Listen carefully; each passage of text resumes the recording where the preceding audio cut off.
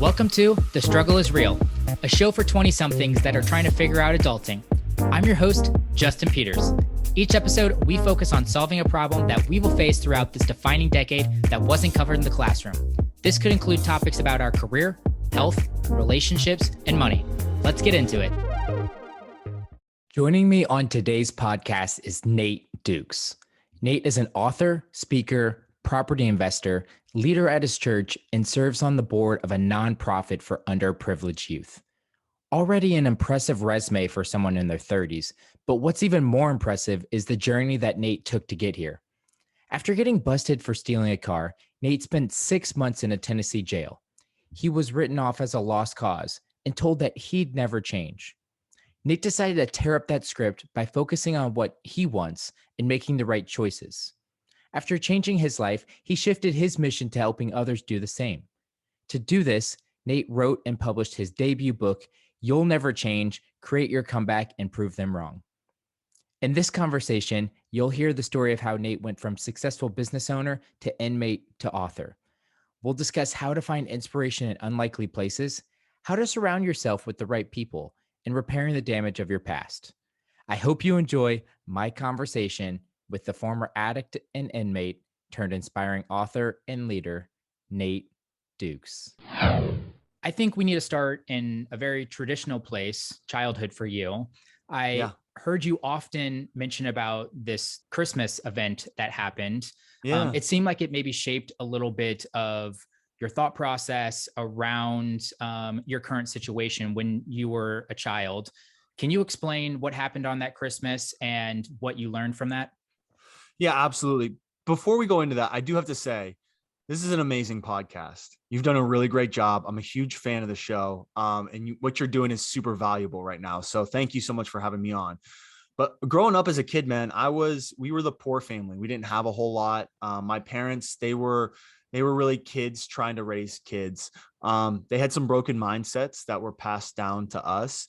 And I don't blame them for anything because they were just trying to figure things out as they went. And my mom came up to us one Christmas and she said, "Hey, just don't plan on having a whole lot of presents underneath the tree this year." And, as a kid, that's never really anything that you want to hear. But there was this really great church that came along and they bought my mom a bunch of Christmas presents for us. And we had this amazing experience, but we knew it didn't come from her. We had this understanding that this didn't come from them. And so we were used to hand-me-downs and handouts. And I'll tell you that as I grew up, I just always felt like my childhood was this catalyst of chaos. And everywhere I turned and everywhere I went, I just felt like we were never going to have it. We had this poverty mindset, this lack mindset. And so when I turned 18 and I really wanted to get away from the chaos of my childhood, I did what any 18-year-old that doesn't know how to live life, I did what they do. I went and I took out a whole bunch of student loan debt and I applied for a public university. And so I'll tell you, man, I wanted to escape the chaos of my childhood. So I started going to college. I started to really try and better myself. But when I got there, man, I was introduced to the not just college, but also the party scene that comes along with college. And so now I'm experimenting with alcohol and drugs for the very first time. And now these two things are starting to compete with each other. And I'm starting to I'm falling behind on my studies. And I'm feeling like, man, I got to really do something to catch up. And I start taking prescription ADD medication. And now I'm hyper focused. And I feel like I'm Superman and I can accomplish anything. And I'll tell you, what started out as a weekend experience in the beginning turned into a full-blown drug addiction at age 19, 20, and 21. And so after 4 years of college, I managed to come nowhere close to getting a degree. But I'll tell you, I did have a really good time while I was there. But I discovered this, is that what feels good in the moment isn't always good for your future. Mm-hmm. And so because of that, I ended up I had to move back in with my mom and dad. And for me, that was the real walk of shame. I don't know if anybody's listening has ever had to do the walk of shame before, but moving back in with my parents, that was the real walk of shame for me. And through a series of events, a friend of mine actually approached me and he knew that I had this desire to create, to build, to conquer, to grow. And he invited me on this journey of actually opening up a bar and restaurant in downtown Youngstown with him. And this really touched on a couple things for me. This touched on the business owner, the entrepreneur that was on the inside of me, but it also touched on this guy who had fallen in love with the party scene. And so we took what was a failing business in the beginning, and we actually turned it into something that was pretty successful over the course of 2 years. And so now in my life, I have access to more money than I had ever seen. Now, this was not a life-changing amount of money, but you got to understand, being the poor kid growing up, to me, it felt like the world. And so now I have a really nice car. I've got a beautiful apartment with high-rise ceilings in downtown. I'm in social settings that I would have never had access to before. And I thought that once I had all of this stuff, that I would be happy. That once I got everything that I had ever wanted, that my life would somehow be fulfilled. And I found out that it wasn't. I found out that I got everything that I ever wanted, and I was still empty on the inside, because it's not stuff that makes you happy. It's who you are as a person. And I was still a very empty person. And so I started to try and fill that emptiness with anything that I can get my hands on. And so the drug addiction really started to ramp up at this point. I'm finding myself going to different casinos, and now I'm gambling, and I'm the classic definition of a bad gambler, right? I will just go and I will lose all of my money, and I'll keep going back. And geez, I guess at this point, it wasn't even the money that I wanted anymore. It was just the high of going to the casino, the ups and the downs. I became addicted to that too. It was just as strong as any drug that I had taken. And really, it took about a year, but I ended up losing everything in my personal bank account. I ended up having to sell my car. I got rid of that. And geez, my bank accounts were empty, but the business bank accounts, well, they were still full. And so I found myself in this desperate place, starting to move money around a little bit, and I'm taking a little bit off the top, and I'm moving things around. And I guess at that time I thought to myself, well, geez, aren't I the business owner? Isn't this my money anyways? Well, here's the truth. You can't take business money and use it for personal investments. That's actually called embezzlement. And so here I am taking business money, using it to feed a drug and gambling addiction that I've developed. And we had several employees who worked for us. And my business owner, he came up to me on payday and he said, "Nate, it's time to cut the checks for everybody." And I just came clean to him in that moment. And I said, "Listen, if we write these checks, there's not going to be enough money in the accounts to cover them." And you could see the frustration and the confusion on his face. And then everything started to catch up to him. He realized that I had taken the payroll money the night before and I had gambled it all away. And so he gives me an ultimatum at this point. He looks at me and he says, "Nate, you can sign this thing over to me, this business, and walk away free and clear, or I'm going to get lawyers involved and I'm going to press charges." And so at age 26 years old, I signed what was essentially my life's work at that point. I signed it over to another human being and I walked away. And here was the sad part, is that my identity was wrapped up in being a business owner. And when I didn't have that anymore, I didn't know who I was. And so I fell into this deep depression and I had to move back in with my parents again. And I could hardly hold down a job. I would get a job as a server at a local restaurant somewhere, but I would revert back to what I knew, which was taking from the cash register. So I'd get caught, and then I'd get fired. And that happened 3 different times, actually. And the last time that I had gotten let go from a job, I was walking around my parents' apartment complex. It was 3 o'clock in the morning. I'd just taken a handful of pills and I was walking up to different vehicles to try and see if any of them were unlocked. And I was just looking for anything that I can get my hands on to sell or to take, anything that I could feed this addiction that was on the inside of me. And I ended up opening the car door to a 1999 Buick LeSabre. And as I opened up the center console, I pulled out the spare keys to that car. And because apparently that's where you keep the spare keys to a 99 Buick LeSabre. And I guess in that moment, I thought to myself, is this a chance to get away? Is this a chance to run away from all of my problems? I don't know if you've ever tried to run away from your problems before, but somehow they have a way of always catching up with us, or running just as fast as we do, because it's not our problems. It's not our surroundings that's the issue. Oftentimes it's us that's the problem. And so I didn't wake up that morning thinking to myself, well, today's the day that I'm going to steal a car. But when you find yourself in the wrong place with the wrong headspace, you never know what is possible. And so here I am. I packed up 5 garbage bags of clothes. I load them in the back of this stolen car, and I'm heading for Houston, Texas. I know I have a friend down there that said, Nate, if you ever find a way to get down here, I'll help you get back on your feet. And so I made it halfway, right outside of Nashville, Tennessee. It was a small town called Ashland City. And I pulled into a gas station where I just wanted to get some sleep because I'd been up for 3 days at that point. And I remember pulling into the gas station. I closed my eyes and I'm woken up to 3 really loud bangs on the driver's side window. And a stranger's hand reaches in the car, pulls me out, puts me in handcuffs, sets me in the back of a cop car. And I realized in this moment that I'm in trouble. And the weight of every decision that I had ever made sat on my chest like a ton of bricks. And this thought kept replaying over and over in my mind. It was the same thought that my business partner had told me. It was the same thought that other people that I had taken advantage of told me. But I found that the loudest voices are the ones that are in our own head. And it was this thought that kept saying, you'll never change. This is who you are. You are never going to change. And they took me to Cheatham County Jail, where I spent 6 months of my life.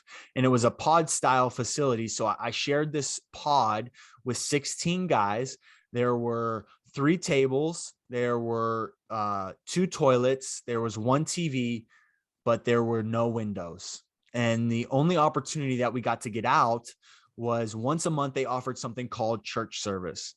Now, listen, I was not interested in going to church at all. But I was interested in getting out of that pod. And so we walked down this long cinder block hallway, and off the left-hand side, there was this room with 16 folding chairs set up.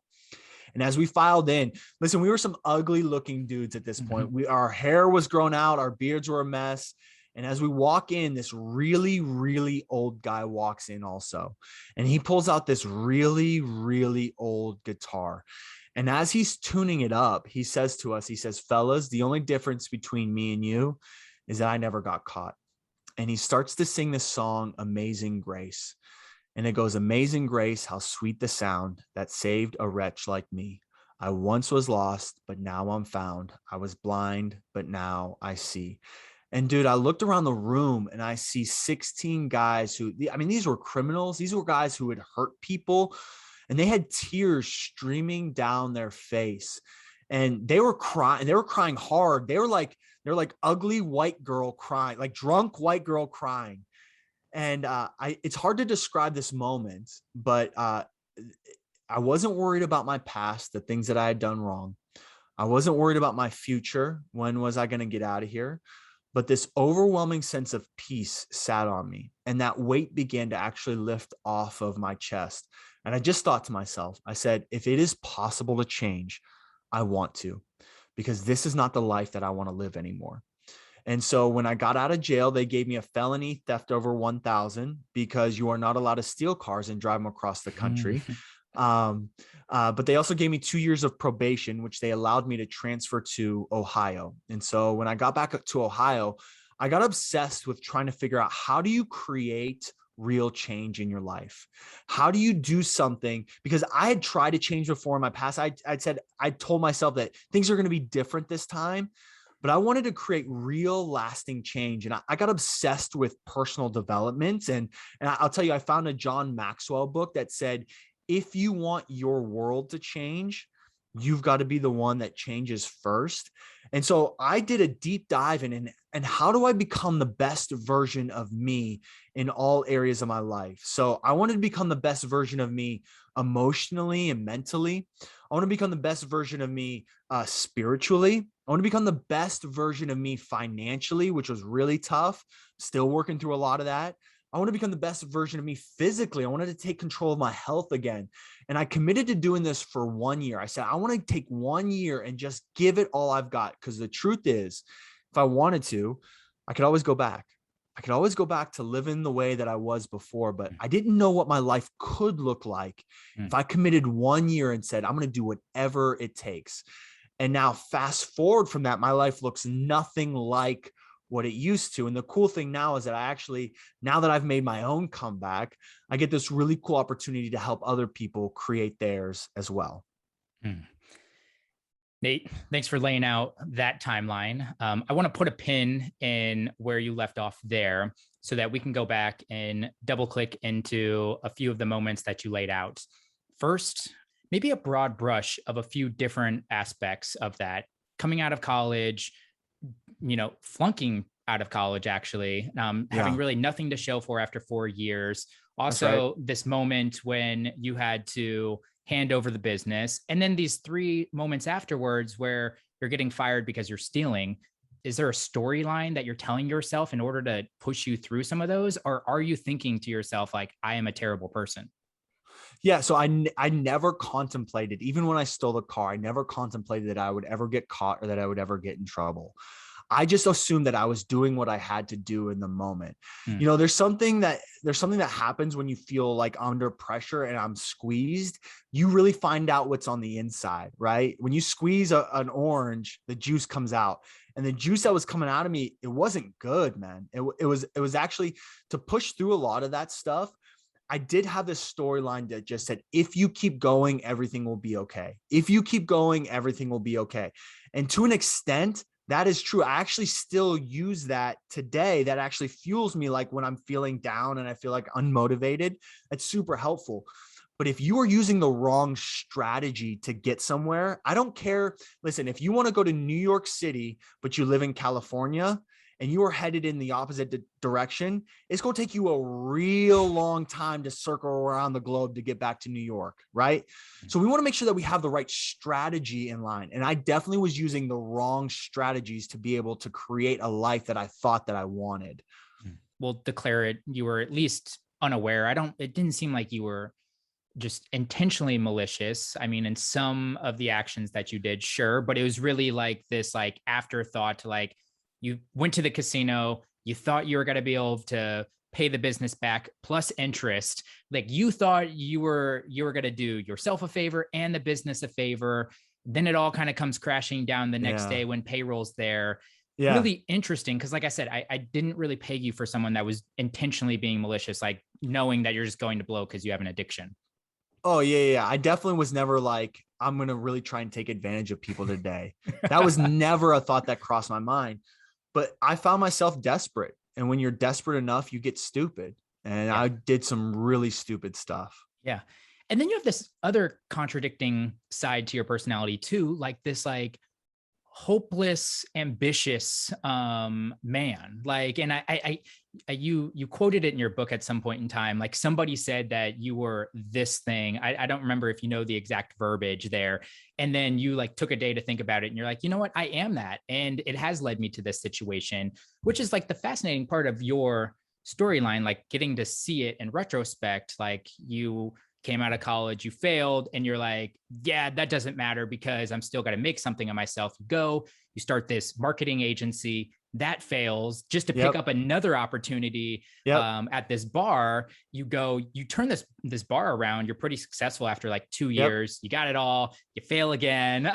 You go to jail, and then out of jail, you pick things up, and you're off and running on so many different aspects. You're such a fascinating character with a lot of like push-pull paradoxes throughout. Yeah, dude. So I'll tell you, it's been an emotional roller coaster ride, to say the least. And I always tell guys that I coached, they say, man, I'm really feeling like I'm super down right now in this moment. And they're trying to like create a life that they've always wanted. And I say, like, people who are trying to experience success, they're not immune to the ups and downs, the emotional roller coaster ride. They've just found a way to push through it. They found a way to overcome it. And so I'll tell you, even though that you might hear some passion or some confidence coming through my voice right now, there's still an immense amount of insecurities that I have to face every single day. And I said, that is not who I am. I'm choosing to look past them. The imposter syndrome is such a real thing. Anytime you try to create something of significance, you always feel like, I don't belong in this room. I shouldn't be here. And I choose to fight past that every single day. So it's this dichotomy of hopelessness, like you said, a real belief in myself that says I can do it. And I'll tell you where that comes from, actually, this belief in myself. So when things were really down and I felt like I didn't have anybody in my corner, I'd let down everyone around me. I've actually never shared this on a show yet, so this is an exclusive for you. It was my birthday, and this was before I had gone to jail. I was sleeping in my parents' basement, and it actually felt like a jail cell because it was a cinder block basement. And it was my birthday, and I just thought to myself, there is nobody in this world right now that likes me at all. My parents, they probably have to love me. There's probably some biological chemical inside of them that says you have to love your son, but I'm pretty sure they don't like me either. And I've given everybody in this world a reason to do that. That's not their fault. It's mine. And so through all of that, I've actually had to build this relation. I've had to build a relationship with myself where I become my own coach. This is something that I teach a lot of people too, is that you have to learn sometimes when nobody else believes in you yet to learn how to coach yourself, because you're the only voice that you have right now. And so the relationship that I have with me is so important because sometimes I'm the only person that I have. Mm-hmm. Mm.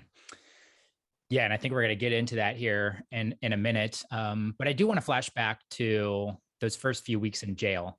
I'd love to understand what you were feeling in that moment. Oh, Obviously, yeah, you man. never predicted that you would Yeah. be in a jail cell. All of a sudden, you made this Yeah. decision in one moment. I'm really curious. The first 3 weeks or so, Yeah. what was your feeling and what were you thinking? So I will tell you, I was convinced I would never get caught. Even stealing the car, I was like, I will be fine. I even had this like master plan that I had created of how I was going to get rid of the car when I got to Texas. I was convinced in my brain, which is probably it's probably a good and a bad thing. It's probably like one of my greatest weaknesses, but also it's a deep strength that I have. This like belief that I can do anything.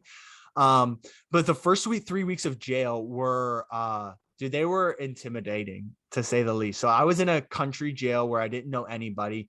It was a small jail where I felt like everybody kind of knew each other. And when I got there, you hear these stories or you watch TV of like, you've got to be super tough and don't let anybody punk you because that's the worst thing that could ever happen.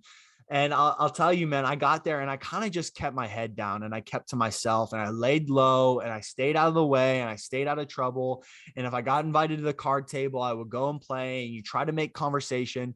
I'll tell you, the greatest currency that you can have in jail is a really great story because that's all they got. All I got is time, man. And you're used to seeing the same things over and over again. Imagine being in your room right now, like where you sleep every single night. Imagine like okay, it's a great room. Probably you probably got some really cool stuff on the wall. You like what you like. You've designed it uniquely for you. Now take all of that away and then just sit in that for 6 months. It's just the same space over and over and over and over and over and over and over again. So it's very intimidating. It's very dull. It's very boring. And so that's why a really great story, it actually is like it's a currency in there because now you can entertain yourself. You can entertain others. You can help pass the time. And that's the name of the game when you're in jail. How do we pass the time? Because that's all we've got. We've just got time. And so stories go a really long way. That's cool. Also, this is a side note. Learning how to use the restroom in front of other people was difficult. Okay, so that might be a little bit of an overshare, and I apologize. I'm not trying to gross anybody out. It's just the reality of the fact. Like, you have no privacy. You are in a situation where everything is always around other people. And so for me, that was super uncomfortable, but I had to figure out how to get over it. Yeah, I'm sure your first poop or two was not a fun experience. At all. So who's the podfather and how does he get appointed? Oh gosh, it's kind of like that's funny. So you're referring to the term that I use in the book, where essentially, like in the pod style facilities, like in any kind of social setting, there will always be a leader that rises up. just naturally. Like as human beings, we're looking for someone. Okay, who's in charge here? What are the rules? Who do I look to? And so whoever is the natural born leader who asserts their dominance usually is the one who's going to rise up as a leader. But every once in a while, there's like this overthrow that happens where the podfather gets dethroned. They get kicked out of the pod. It's this whole situation where everybody rises up and it takes their authority. They kick them out and the guards have to come in and they remove him for their own safety. It's actually kind of crazy. It's very dangerous. But yeah, I was never the podfather. I now looking back, like this is not me oversharing. Like I've developed some really great leadership abilities. One of the things I get to do all the time is leading people.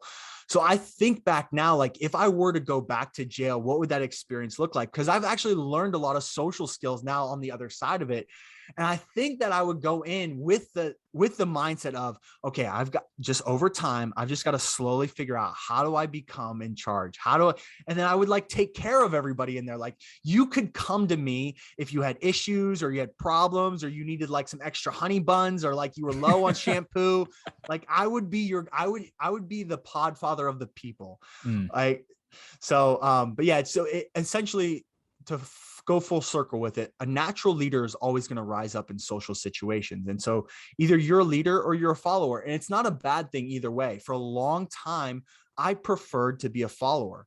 I actually like that. I like following. There's a sense of security. There's a safety in being a follower.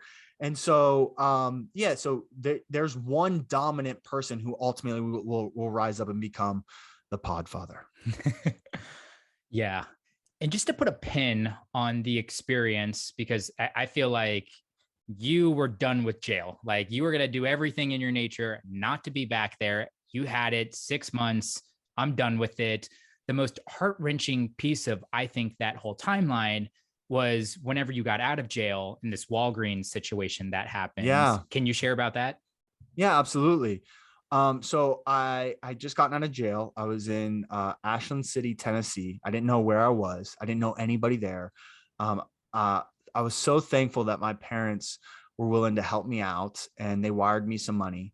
And so I go into Walgreens just to go in, and is the first experience that I had going into a store. And now you got to understand. So in this situation for the last 6 months, the way that I had been talked to was like a second-class citizen.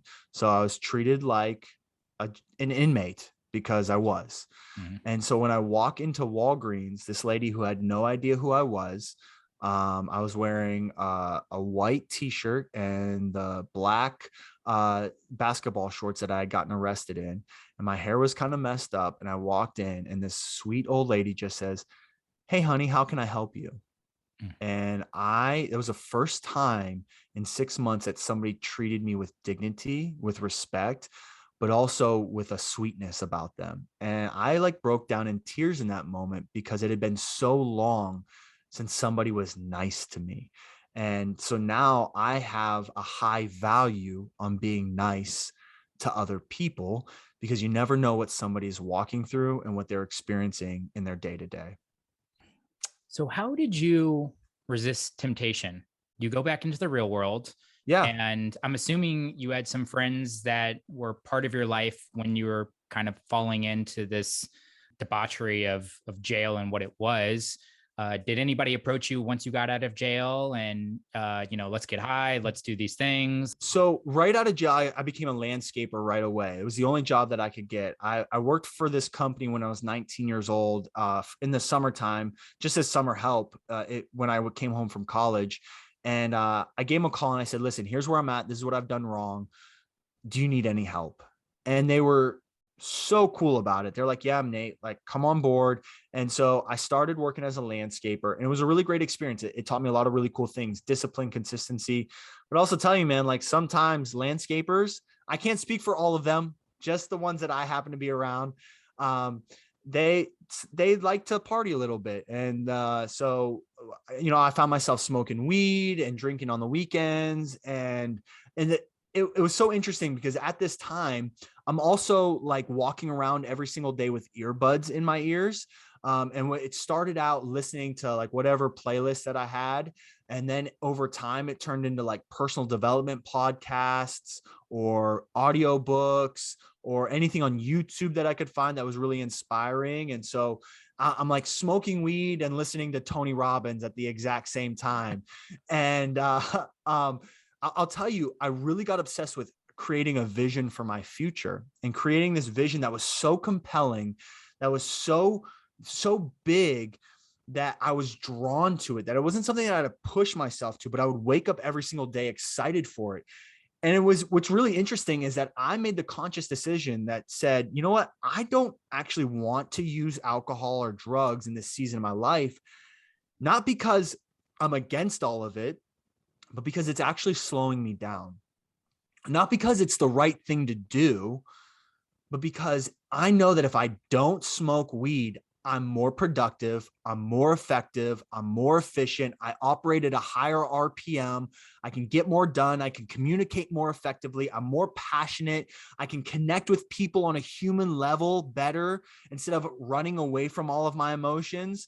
So no, this is not like, I'm not sitting here saying nobody should ever smoke weed ever, or I'm not saying that weed is great. What I'm saying is that for me, I just made that decision not to do it anymore because it was pulling me away from the plan, the purpose, and the destiny that was inside of me. So if you're out there and you enjoy recreational activities, I have no problem with that. I would just propose to you the vision for your life. Is it so big yet? Is it compelling to you yet? Is it pulling you forward? And if it is, if you want to get there faster, maybe there are some things that you can say no to today that will actually speed up that process to get you to where you want to go. When did personal development insert yourself after jail? Was that 3 months, 6 months? Where was that in the timeline? Yeah, so it was probably about 3 months right after I got out of jail. So Conor McGregor was getting ready to fight Floyd Mayweather. So arguably one of the best UFC fighters is taking on arguably one of the best boxers of all time. And so they're going to have a boxing match, and they really hyped up this fight. And it was really cool for me. I'm really excited for this.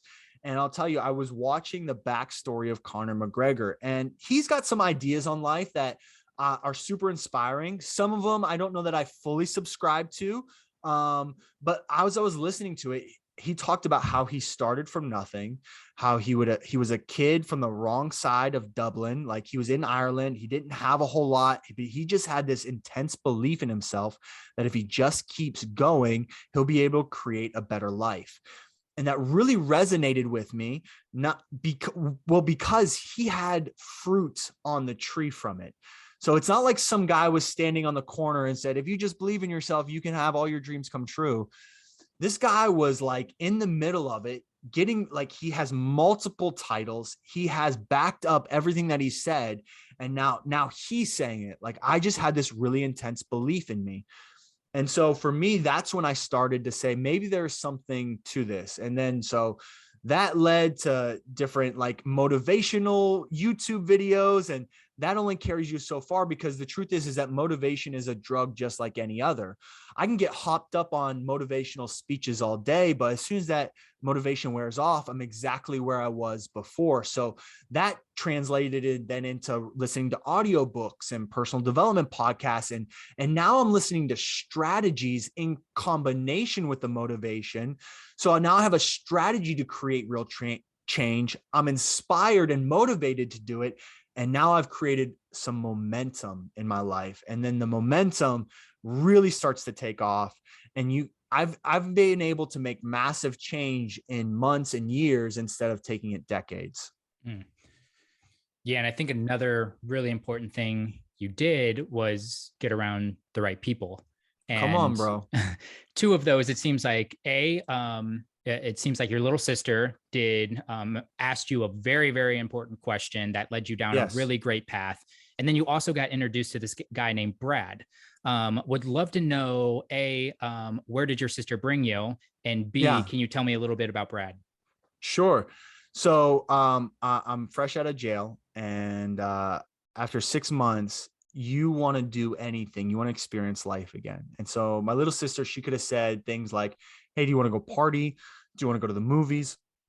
Whatever she said, I was going to do. And she goes, hey, Nate, do you want to go to church with me? And I said, no, I don't want to go to church with you. And she goes, well, it's better than anything else you've been doing for a while. So why don't you give it a shot? And the truth is that she was right. She was very right. And so I gave it a shot. And so I went with her to a place called Rust City Church in Niles, Ohio. And it wasn't like any other church that I had experienced before. The music was a little bit louder. The messages were a little bit shorter and relevant to my life.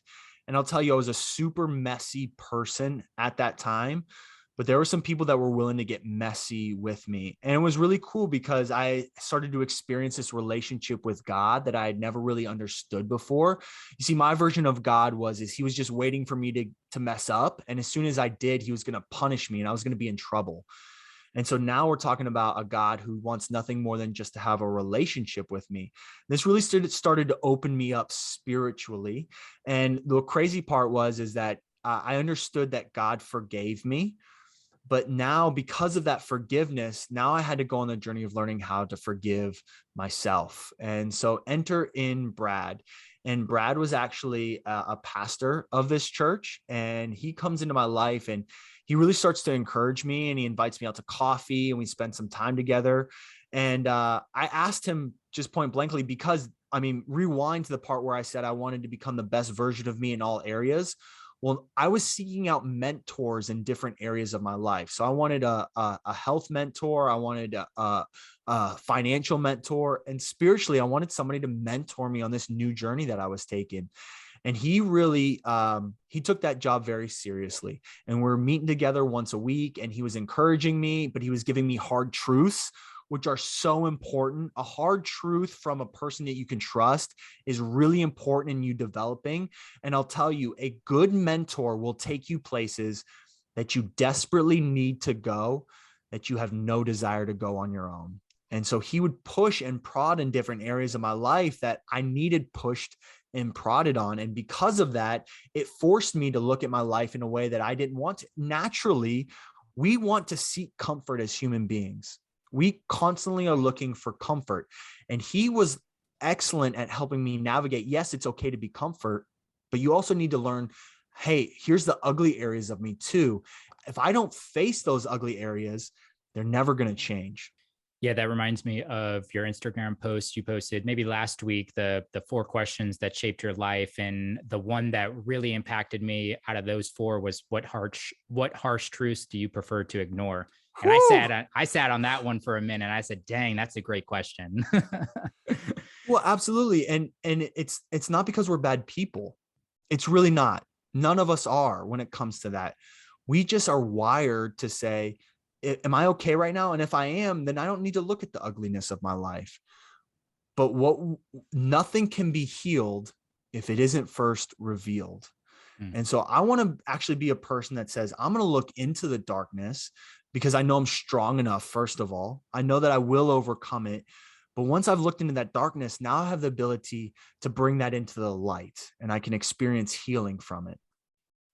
I'm going to take a moment to summarize some of the things that I heard or learned from you, just because I hope the audience is here with us. I think a few great things that you did. You called your old employer the landscaper. That just gave you something to be consistent with in life. Love that. B, you got exposed to personal development and you started, after getting some motivation, took the next step and started thinking strategy. 3, you got the right people surrounding you. And I want you to expand on this, but I love the line that you say, you need friends that know you and know you. I was like, oh, that's great. And then this last piece, and you can touch on the other one that we talked about, but also I want to talk on this piece. You start to repair some of the damage that you've done in the past. Yeah. And I loved the story about when you called this lady that borrowed your car. I just thought, wow, I could feel the awkwardness or the stumbling that step took, but I felt like it was really, really important to you. Yeah. So when it comes to having the right voices in your life, they're always going to help you make the right choices in your life. And so I need 2 types of people in my life. I need people that will know, KNOW, know me. They know what I've been through. They know what I've experienced. They know what I should stay away from. And then I need people that will know me. N-O, know me. No, Nate, you shouldn't send that text. No, Nate, that resentment doesn't look good on you. No, Nate, that's not where you should be this late at night. And so I need both types of people who can know, can empathize with where I've been, but also people who are willing to say the things to me that I desperately need to hear. Oftentimes our friends, we just want to be friends with people, right? So that means that we want to comfort people. We want to love people. We don't want to see our friends in pain. But I'll tell you, I need friends in my life who are more interested and committed to me as a person than me as a friend, which means that they will say the things that I need to hear, even if it means I might be mad at them. I might tell them, no, dude, you're crazy. What are you talking about? Or it might jeopardize our friendship. I need people that are more vested in me than they are vested in my friendship with them. And so I need both types of people in my life. And so through that, I was really encouraged and empowered to start to repair some of the damage of my past. And part of that meant calling people who I had no desire to call because I didn't know where this conversation was going to go. And it was uncomfortable and it was painful. And I didn't, there's so much fear of the unknown, right? We don't know what they're going to say. We don't know how they're going to take it. We don't know what hard truths they're going to give us. And there's so much freedom on the other side of it too. And so I was really proud of myself in that moment because I looked fear in the face. I said, you're not going to win today. You're not going to beat me today. I can't promise you tomorrow I'm going to win, but for today, I'm overcoming this. And I made a phone call to a lady who had let me borrow her car for a really long time. And the crazy part was I was using it to go back and forth to the casinos. This is when I didn't have one. And there was actually toll roads that cost money that you had to pay through to go through on the highway. But there was this easy pass lane that if you had one of those easy passes, they just took a picture of your car and you would go through it. Well, I breezed through this easy pass lane with no easy pass at all. And so they take a picture of the car, they send her, and I did this several times. They sent her a huge bill. She ended up having to fork over all this money. And so I had to call this lady and essentially apologize like, hey, who I was is not who I am now. I made some mistakes in my life, but I'm also trying to become a new me. And she took it really well, man. Like in the beginning, she laid into me a little bit. She really gave it to me, as she should, which I deserved. I 100% deserved. But then I think that ultimately people want to see the good in other people. And she saw that I was trying and she recognized that. And she really gave me some really cool, encouraging words in that moment. And I'm super thankful because that was a moment for me that I then capitalized on and used to create momentum to start to repair the damage in my past in other areas as well. Speaking of another relationship, where do you currently stand with your former business partner? Ooh, this is the hot topic right now. So as of right now, as of today, we still have not yet repaired our relationship. I keep having this vision that one day I write him a check for $10,000 and just say, I'm sorry. But until then, I'm just believing that, when he's ready, we'll be able to have those conversations. He's just not ready yet. And I'll be honest with you, I don't blame him. I don't resent him at all. I gave him every single reason why he shouldn't want to be around me. But I'll also tell you that there are people that know a version of you that doesn't exist anymore. And so there's people from your past who will look at that past version of you and hold that against you still. And I'm just here to say that's okay. That's okay. It's not their fault. It's actually our fault. And so what I'm just choosing to do is I'm choosing to have grace. I'm just choosing to believe that says one day it will happen. Our relationship will be repaired. But until then, I'm just going to make sure that my side of the street is clean so that when he's ready, I can be prepared to make the right amends. Man, that's tough. I couldn't imagine having to be patient and understanding in that situation. Because as you mentioned, he knows who you were and you know who you are now. And yeah, that's a really, really challenging position to be in. Yeah, no doubt, man. But it's also got me something to continue to work towards. So I don't want to give up. I don't want to slow down. I'm going to continue to build my life back brick by brick. There's something beautiful about being at the bottom, by the way. If you're experiencing a bottom moment in your life, there's something really beautiful about where you're at, because you get to now be the architect of the life that you've always wanted. And so I'm just choosing to say that I'm building my life back. I'm working hard. I'm getting uncomfortable. I'm having the hard moments, but I'm not giving up, because giving up never got us anywhere that we wanted to go. So this time we're choosing, we're not going to quit. We're going to keep moving forward, and we're going to see this thing through to the end. Yeah, so let's talk about that. Let's pick up your story where you left off. I think a good a spot you deposited us was probably Rust City College. So where are you at now, and where have you come from since that point in time? Yeah, so I went through Rust City College, it was a 2-year ministry program that taught me how to lead people, how to effectively communicate my message. It taught me discipline, consistency, all these really great utility skill sets that I now have. And fast forward, I met the love of my life while I was there, and she was on stage singing. And I fell in love with her beautiful voice, and we got married last year, which was absolutely amazing. We got married in the middle of 2020. We couldn't wait. We couldn't resist ourselves. We had to get married right away. And we bought our first investment property. So we own a duplex. We are house hacking right now. So we live in one side and we're renting out the other. We're actually looking at acquiring a second property here very soon. I sat on the board of a nonprofit for underprivileged youth. I get to lead hundreds of volunteers at my local church.